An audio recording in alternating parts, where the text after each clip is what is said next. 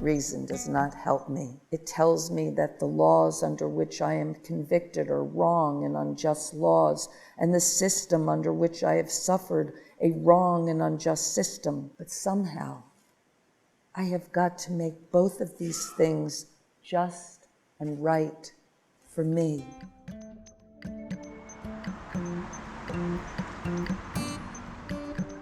It feels haunted. You just can sense the human lives. And it's a very poetic space because there are lots of little traces left of people and their stories, and but only traces, little fragments. Prison was built in 1844 by George Gilbert Scott. It was built on a new system. It was called the separate system. Previous to this, prisons used to be more like dormitory style affairs where there'd be 30, 40 people in the same hall.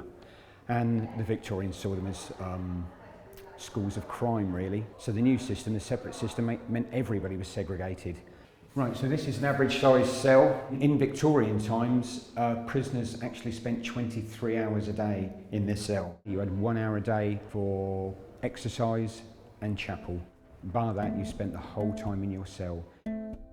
Suffering is one very long moment. I have got to make everything that has happened to me good for me.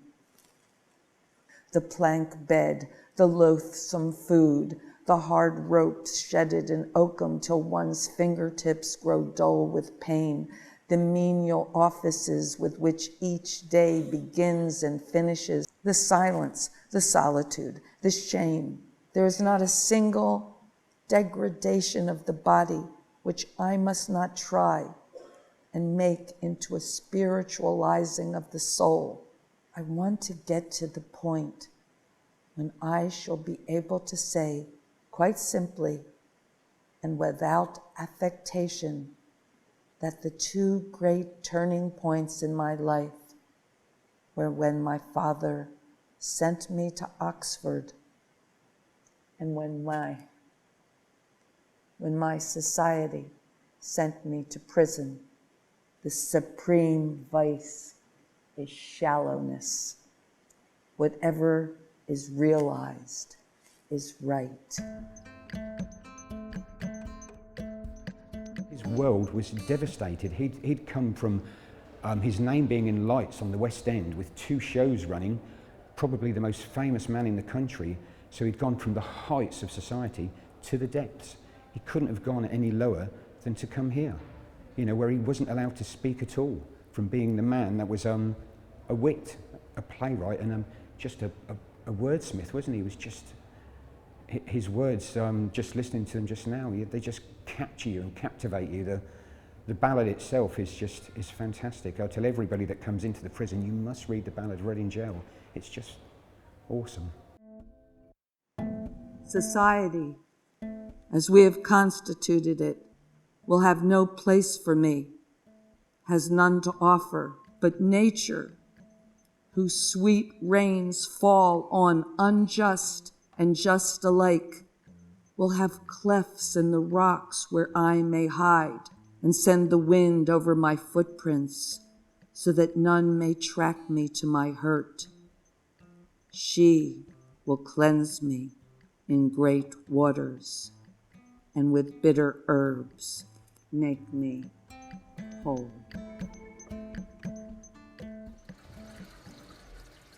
Coming back as someone in the community now, it's very interesting. You have a different perspective entering these establishments, not as a person who's incarcerated, just as a like a voyeur. It's very interesting now, bringing back the smells, the sights, the moods and stuff. After shutting in 2013, it went into total silence, and now here we are with masses of people again. But everybody's actually paying money to come to prison and hopefully enjoying the experience. I was a wing in heaven blue, on the ocean, soaring